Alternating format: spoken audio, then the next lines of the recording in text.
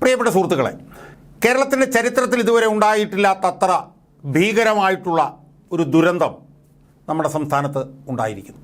വയനാട്ടിലെ മുണ്ടക്കൈ എന്ന് പറയുന്ന ആ ഗ്രാമത്തിൽ ഉണ്ടായിരിക്കുന്ന ആ ദുരന്തം ഇപ്പോൾ അടുത്ത ഗ്രാമങ്ങളെയുമൊക്കെ ബാധിച്ചുകൊണ്ടിരിക്കുകയാണ്. ഈ വീഡിയോ ചെയ്യുമ്പോൾ മരണസംഖ്യ 200-നടുത്തേക്ക് എത്തിക്കൊണ്ടിരിക്കുകയാണ്. സുഹൃത്തുക്കളെ, ഞാൻ ഈ വീഡിയോയിൽ കൂടി കാര്യകാരണ സഹിതം പറയാൻ പോകുന്നത്, ഭരണകൂടം ഇച്ഛാശക്തിയോടുകൂടി ആർജവത്തോടുകൂടി കേന്ദ്രീകൃതമായി പ്രവർത്തിച്ചിരുന്നുവെങ്കിൽ വയനാടിപ്പോൾ ഉണ്ടായിരിക്കുന്ന ഈ മഹാദുരന്തം തടയാൻ കഴിയുമായിരുന്നു എന്നാണ്. അതുകൊണ്ട് തന്നെ ഈ ദുരന്തം മനുഷ്യനിർമ്മിതമാണ് എന്നാണ് എനിക്ക് സൂചിപ്പിക്കാനുള്ളത്. ഈ ദുരന്തം ഭരണകൂടം വിചാരിച്ചിരുന്നെങ്കിൽ തടയാമായിരുന്നു എന്നാണ് എനിക്ക് ഈ വീഡിയോയിലൂടെ പറയാനുള്ളത്. അതുകൊണ്ട് തന്നെ ഈ ദുരന്തത്തിലെ ഒന്നാം പ്രതി ഭരണകൂടമാണ് എന്നാണ് കാര്യകാരണ സഹിതം ഞാൻ ഈ വീഡിയോയിലൂടെ വാദിക്കാൻ പോകും. സുഹൃത്തുക്കളെ, ആ കാര്യം എൻ്റെ പ്രേക്ഷകരുമായി ചർച്ച ചെയ്യാൻ ഞാൻ തയ്യാറെടുത്തപ്പോൾ എന്നെ ഏറ്റവും കൂടുതൽ സഹായിച്ചത് ടൈംസ് ഓഫ് ഇന്ത്യ എന്ന ദിനപത്രത്തിലെ മുതിർന്ന മാധ്യമപ്രവർത്തകനായിട്ടുള്ള വിജു ബി എന്ന് പറയുന്ന എൻ്റെ ആത്മാർത്ഥ സുഹൃത്ത് എഴുതിയിട്ടുള്ള പല പല വാർത്തകളാണ് എന്ന് ആമുഖമായി ഞാനൊന്ന് സൂചിപ്പിക്കട്ടെ. കാരണം ഞാനിങ്ങനെ ഒരു നിഗമനത്തിൽ എത്തിച്ചേരാൻ ബിജു എഴുതിയ ടൈംസ് ഓഫ് ഇന്ത്യയിൽ എഴുതിയ വാർത്തകൾ എന്നെ വളരെയധികം സഹായിച്ചു എന്ന് പറയുന്നതിൽ എനിക്ക് സന്തോഷമേ ഉള്ളൂ. സുഹൃത്തുക്കളെ, ഈ ദുരന്തമുണ്ടായത് യഥാർത്ഥത്തിൽ വയനാട്ടിലെ മുണ്ടക്കൈ പുഴയ്ക്ക് അഭിമുഖമായി നിൽക്കുന്ന മുണ്ടക്കൈ എന്ന് പറഞ്ഞ ഗ്രാമത്തിലാണ് അടിസ്ഥാനപരമായി ഉണ്ടാക്കിയത്. അപ്പുറത്തൊക്കെ ഉള്ള ഗ്രാമങ്ങളൊക്കെ അത് ബാധിച്ചിട്ടുണ്ടെങ്കിലും അടിസ്ഥാനപരമായി മുണ്ടക്കൈ ഗ്രാമത്തെയാണ് ആ വലിയ ദുരന്തം ബാധിച്ചത്. യഥാർത്ഥത്തിൽ മുണ്ടക്കൈ എന്ന് പറഞ്ഞ ഗ്രാമത്തെ ഒരു വലിയ ദുരന്തം കുറേ വർഷങ്ങളായി ഉറ്റുനോക്കിക്കൊണ്ടിരിക്കുകയായിരുന്നു എന്നാണ് ഇതുമായി ബന്ധപ്പെട്ടുള്ള വിദഗ്ധർ പറയുന്നത്. കാരണം മുണ്ടക്കൈ ഗ്രാമത്തിൽ മുണ്ടക്കൈ പുഴയുടെ തീരത്ത് എല്ലാ പരിസ്ഥിതി നിയമങ്ങളും നഗ്നമായി ലംഘിച്ചുകൊണ്ട് ഒട്ടനവധി ടൂറിസ്റ്റ് റിസോർട്ടുകളും ഹോം സ്റ്റേകളുമൊക്കെ കഴിഞ്ഞ കുറേ വർഷങ്ങളായി വികസിച്ചു വരികയായിരുന്നു എന്നാണ് നമുക്ക് മനസ്സിലാക്കാൻ കഴിയും. ഈ മുണ്ടക്കൈ എന്ന് പറഞ്ഞ ഗ്രാമത്തിന് അഭിമുഖമായിട്ടുള്ളത് വെള്ളാർ മല എന്ന് പറയുന്ന ഒരു മലയാണ്. വെള്ളാർ മല. ആ വെള്ളാർ മല എന്ന് പറയുന്നത് ക്യാമൽ ഹമ്പ് എന്ന് പറയുന്ന വലിയൊരു മലനിരകളുടെ ഒരു മലയാണ് വെള്ളാർ മല. അപ്പോൾ ആ വെള്ളാർ മല ഉൾപ്പെടെയുള്ള ക്യാമൽ ഹമ്പ് എന്ന് പറഞ്ഞ മലനിരകളെല്ലാം തന്നെ എപ്പോൾ വേണമെങ്കിലും ഉരുൾപൊട്ടൽ ഉണ്ടാകാൻ കഴിയുന്ന പ്രദേശങ്ങളാണെന്ന് കേരള സ്റ്റേറ്റ് ഈ പറഞ്ഞ പോലെ ഡിസാസ്റ്റർ മാനേജ്മെൻറ്റ് അതോറിറ്റി KSDMA എന്ന് പറഞ്ഞ സ്ഥാപനം കണ്ടെത്തിയിട്ടുള്ളതാണ്. അവർ വയനാട് ജില്ലയുമായി ബന്ധപ്പെട്ട് തയ്യാറാക്കിയിട്ടുള്ള ദുരന്ത പരിപാലന പ്ലാൻ പ്രകാരം വയനാട്ടിൽ ഉരുൾപൊട്ടൽ ബാധിതമായിട്ട് 17 ഗ്രാമങ്ങളുണ്ടായിരുന്നു. ആ 17 ഗ്രാമങ്ങളിൽ മുണ്ടക്കൈ ഗ്രാമവും ഉണ്ടായിരുന്നു. അപ്പോൾ സ്വാഭാവികമായും മുണ്ടക്കൈ എന്ന് പറഞ്ഞ ഗ്രാമത്തെ എപ്പോൾ വേണമെങ്കിലും ഒരു ഉരുൾപൊട്ടൽ ഉണ്ടാകാനുള്ള ഒരു സാധ്യത ഉണ്ടായിരുന്നു എന്നുള്ളതാണ് ഞാനിപ്പോൾ സൂചിപ്പിച്ചത്. ആ സർക്കാരിൻ്റെ രേഖകൾ പ്രകാരം തന്നെ അത് ലാൻഡ് സ്ലൈഡ് പ്രോൺ മേഖലയായിരുന്നു ഈ വെള്ളാർ മലയ്ക്ക് അഭിമുഖമായി നിൽക്കുന്ന ഈ മുണ്ടക്കൈ എന്ന് പറയുന്ന ഗ്രാമം. സുഹൃത്തുക്കളെ, നമ്മൾ കണ്ട ഏറ്റവും പ്രധാനപ്പെട്ടൊരു കാര്യം എന്താണെന്നറിയോ? ഏതാണ്ട് 4 വർഷങ്ങൾക്ക് മുമ്പ് കേരള സ്റ്റേറ്റ് ഡിസാസ്റ്റർ മാനേജ്മെൻറ്റ് അതോറിറ്റിയുടെ ഒരു ഉന്നത സമിതി എപ്പോൾ വേണമെങ്കിലും ദുരന്തമുണ്ടാക്കാൻ സാധ്യതയുള്ള വയനാട്ടിലെ പശ്ചിമഘട്ട മലനിരകളുടെ കിഴക്കൻ ചെരുവിൽ നിന്ന് 4000 കുടുംബങ്ങളെ അടിയന്തരമായി മാറ്റിപ്പാർപ്പിക്കണം എന്ന് പറഞ്ഞു. 4 വർഷങ്ങൾക്ക് മുമ്പ് കേരള സ്റ്റേറ്റ് ഡിസാസ്റ്റർ മാനേജ്മെൻറ്റ് അതോറിറ്റിയുടെ ഒരു ഉന്നതതല സമിതി അവരെന്താ പറഞ്ഞത്? എപ്പോൾ വേണമെങ്കിലും ദുരന്തമുണ്ടാകാൻ സാധ്യതയുള്ള വയനാട്ടിലെ പശ്ചിമഘട്ട മലനിരകളുടെ കിഴക്കൻ ചെരുവിൽ നിന്ന് 4000 കുടുംബങ്ങളെ അടിയന്തരമായി മാറ്റിപ്പാർപ്പിക്കണമെന്നാണ് 4 വർഷം മുമ്പ് ഈ ഡിസാസ്റ്റർ മാനേജ്മെൻറ്റ് അതോറിറ്റി പറഞ്ഞത്. ആ പ്രദേശത്താണ് ഈ മുണ്ടക്കൈ എന്ന് പറഞ്ഞ ഗ്രാമം നിലനിൽക്കുന്നത്. കനത്ത മഴയെ തുടർന്ന് ഉരുൾപൊട്ടലുണ്ടായ വെള്ളാർ മലയ്ക്ക് അഭിമുഖമായിട്ടാണ് മുണ്ടക്കൈ ഗ്രാമം നിലനിൽക്കുന്നത്. അതുപോലെ തന്നെ മറ്റൊരു പ്രധാനപ്പെട്ട വിവരം എന്ന് പറയുന്നത്, വയനാട്ടിലെ ഈ കാലാവസ്ഥാ മാറ്റങ്ങളെക്കുറിച്ചിട്ടൊക്കെ ആഴത്തിൽ പഠിച്ചുകൊണ്ടിരിക്കുന്ന ഒരു സ്ഥാപനമുണ്ട്. ആ സ്ഥാപനത്തിൻ്റെ പേര് Hume centre for ecology and wild life biology എന്നാണ്. Hume centre for ecology and wild life biology. അതിൻ്റെ ഡയറക്ടറായിട്ടുള്ള ശ്രീമാൻ സി കെ വിഷ്ണുദാസ്, അദ്ദേഹം ആ മേഖലയിൽ ഒരു വിദഗ്ധനാണ്.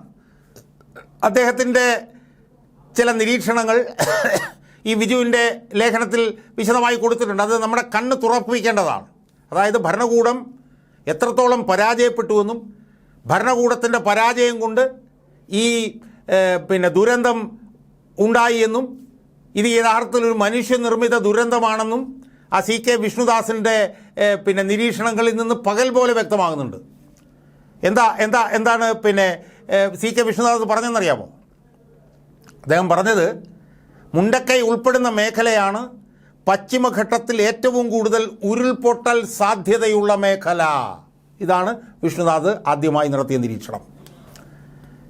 അദ്ദേഹം പറഞ്ഞു ഈ മുണ്ടക്കൈ ഉൾപ്പെടുന്ന മേഖലകളിൽ 2018 മാത്രം ഏതാണ്ട് 100ഓളം ഉരുൾപൊട്ടലുകൾ ഉണ്ടായിട്ടുണ്ട്. ആ മേഖലയിൽ, വിശാലമായ ആ മേഖലയിൽ 2018 മാത്രം. സമീപ പ്രദേശമായിട്ടുള്ള കുറിച്ചാർ മലയിൽ 2020 ഉണ്ടായ വൻ ഉരുൾപൊട്ടൽ ഒരു ട്രെയിലറായിരുന്നു എന്നാണ് അദ്ദേഹം പറയുന്നത്. ഒരു ട്രെയിലർ 2020 സമീപ പ്രദേശമായിട്ടുള്ള കുറിച്ചാർ മലയിൽ ഉണ്ടായ ഉരുൾപൊട്ടൽ. ഇതുപോലെ, അതായത് കുറിച്ചാർ മലയിൽ 2020 ഉണ്ടായിട്ടുള്ള ഉരുൾപൊട്ടൽ പോലെ ഒരു ഉരുൾപൊട്ടൽ എപ്പോൾ വേണമെങ്കിലും മുണ്ടക്കൈയിൽ ഉണ്ടാകാൻ സാധ്യതയുണ്ടായിരുന്നു എന്നാണ് ഈ Hume centre for ecology and wild life ബയോളജിയുടെ ഡയറക്ടറായിട്ടുള്ള വിദഗ്ധനായിട്ടുള്ള സി കെ വിഷ്ണുദാസ് പറയുന്നത്. എന്ന് മാത്രമല്ല, മുണ്ടക്കൈയിൽ തന്നെ 1984-ലും 2020-ലും ചെറിയ ഉരുൾപൊട്ടൽ ഉണ്ടായിരുന്നു എന്ന് അദ്ദേഹം പറയുന്നു.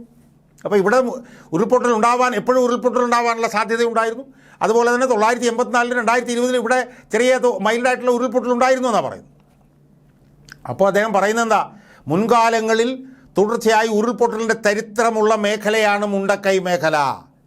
ഇത് തിരിച്ചറിഞ്ഞ് ഭരണകൂടം ഈ പ്രദേശത്ത് നിന്ന് കാലേ കൂട്ടി ജനങ്ങളെ മാറ്റിപ്പാർപ്പിക്കേണ്ടതായിരുന്നു.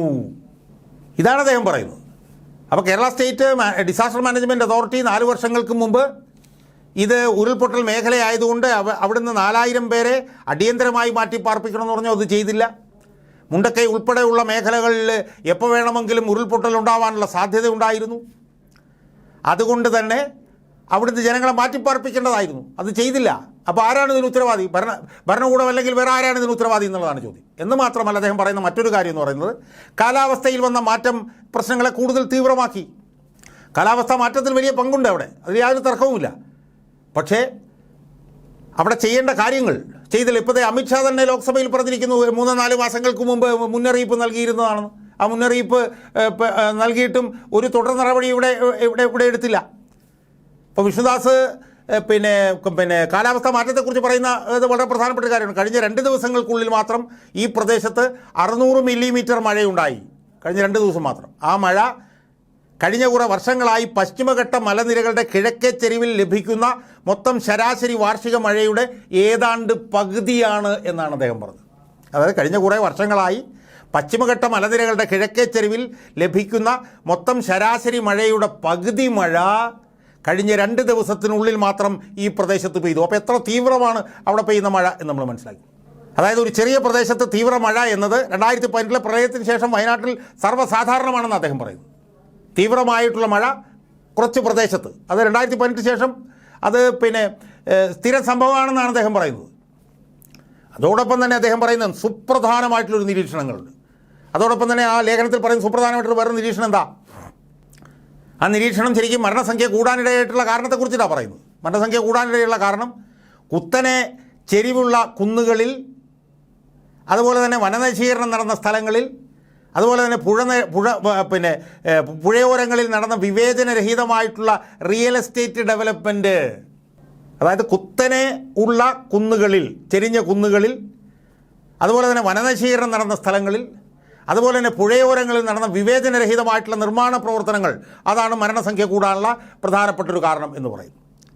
അതോടൊപ്പം തന്നെ ഏറ്റവും പ്രധാനപ്പെട്ടൊരു കാര്യമെന്ന് പറയുന്നത് മുണ്ടക്കയിൽ നിന്ന് 2 കിലോമീറ്റർ മാത്രം മാറിയാണ് 2000 കോടി രൂപയുടെ തുരങ്കപാത അവിടെ നിർമ്മിച്ചു കൊണ്ടിരിക്കുന്നത്. മുണ്ടക്കയിൽ നിന്ന് 2 കിലോമീറ്റർ മാത്രം ദൂരെ 2000 കോടി രൂപയുടെ തുരങ്കപാത. എന്ന് മാത്രമല്ല, 2001 ഉരുൾപൊട്ടലുണ്ടായ പുത്തുമലയുടെ അടുത്താണ് ഈ തുരങ്കപാത. അപ്പോൾ അവിടെ തകൃതിയായിട്ട് ആ തുരങ്കപാതയുടെ നിർമ്മാണം നടക്കുകയാണ്. കാരണം തുരങ്കപാത വരുമ്പോൾ ടൂറിസം വളരെ ഒന്ന് കരുതിക്കൊണ്ട് അവിടെ വലിയ തോതിൽ ടൂറിസം റിസോർട്ടുകളൊക്കെ അവിടെ നടന്നുകൊണ്ടിരിക്കുകയാണ്. അപ്പോൾ ഇതാണ് ഈ സംഭവത്തിൻ്റെ പ്രത്യാഘാതം. ഇതിൽ നമ്മൾ മനസ്സിലാക്കേണ്ട ഒരു പ്രധാനപ്പെട്ട കാര്യം എന്താ സുഹൃത്തുക്കളെ? കാലാവസ്ഥ മാറ്റം വലുതായിട്ടുണ്ടായിട്ടുണ്ട്, ഇല്ലെന്ന് നമ്മൾ പറയുന്നില്ല. മഴയുടെ കാലം മാറിയിട്ടുണ്ട്, തുടർച്ചയായി മഴ പെയ്യുന്നത് മാറിയിട്ടുണ്ട്, ഇടവിട്ട് തീവ്രമായിട്ടുള്ള മഴ പെയ്യുന്നുണ്ട്. അത് വളരെ ചുരുങ്ങിയൊരു സ്ഥലത്താണ് ഉണ്ടാവുന്നത്. അതൊക്കെ ഉണ്ടാകുമ്പോഴും വിവേചനരഹിതമായിട്ടുള്ള നിർമ്മാണ പ്രവർത്തനങ്ങൾ ചെരിഞ്ഞ കുന്നുകളിലും വനനശീകരണം നടന്ന സ്ഥലങ്ങളിലും പുഴയോരങ്ങളിലും ഉണ്ടായത് ഈ ദുരന്തത്തിൻ്റെ തീവ്രത വർദ്ധിപ്പിച്ചു എന്നുള്ളത് വളരെ പ്രധാനപ്പെട്ട ഒരു കാര്യമാണ്. 2, പശ്ചിമഘട്ട മലനിരകളുടെ കിഴക്കൻ ഭാഗത്തു നിന്ന് അടിയന്തരമായി 4000 പേരെ മാറ്റിപ്പാർപ്പിക്കണമെന്ന് Kerala state disaster management authority അതിൻ്റെ ഉന്നതാധികാര സമിതി 4 വർഷങ്ങൾക്ക് മുമ്പ് റിപ്പോർട്ട് കൊടുത്തിരുന്നു. കാരണം എന്താ, ഈ മേഖല അതിഭീകരമായിട്ടുള്ള ഉരുൾപൊട്ടൽ ലാൻഡ് സ്ലൈഡ് പ്രോൺ മേഖലയാണ് എന്നുള്ളത് കൊണ്ട് ഇത്രയും പേരെ മാറ്റിപ്പാർപ്പിക്കണമെന്ന് പറഞ്ഞു. അത് മാറ്റിപ്പാർപ്പിച്ചില്ല. ഇപ്പോൾ ഏറ്റവും പുതിയതായി വന്നിരിക്കുന്നത്, നേരത്തെ കാലേ കൂട്ടി തന്നെ തീവ്രമായ മഴയുണ്ടാകുമെന്നുള്ള അറിയിപ്പുണ്ടായിട്ടും ഒരു മുൻകരുതൽ നടപടിയും എടുത്തില്ല. അതിൻ്റെ ഭാഗമായിട്ടാണ് ഈ ദുരന്തം മനുഷ്യനിർമ്മിതമായിരുന്നുവെന്നും അത് തടയാമായിരുന്നുവെന്നും ഞാനിവിടെ സൂചിപ്പിച്ചത്.